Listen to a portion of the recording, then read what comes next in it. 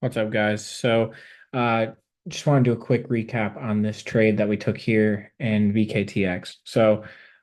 With this one, pretty interesting trade here. So, when we're looking at this chart, you can see the weekly time frame. We had a move up into this resistance area here, and we got in on where was it? Actually, this pullback right here. And interestingly enough, we got in on a Friday on a pullback into the entry zone. And we took our entry here and it actually gapped up into $90. And so it was on some weight loss drug news, and it gapped up into $90 and we took shares. So thankfully we were able to trim and take some profits on this.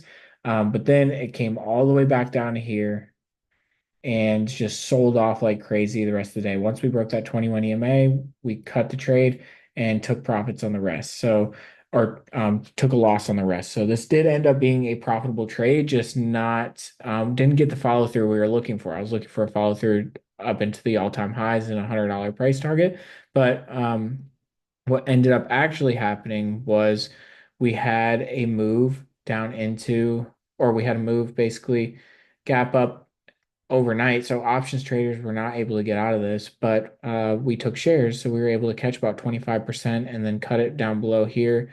So the original move here, we were able to catch about 25%, right around that $90. And then we cut it below the 21, which ended up being like a 7% loss. So net, it ended up being around like a 18% gain or so.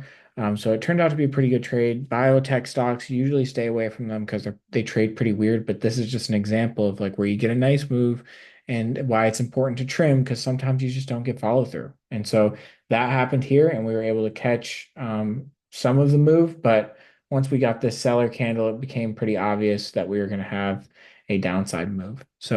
I hope this helps. If a couple things to learn from this, you can take profits overnight in shares, and then also to make sure that you're trimming on your trades. Thank you guys for watching, and we'll see you in the next one.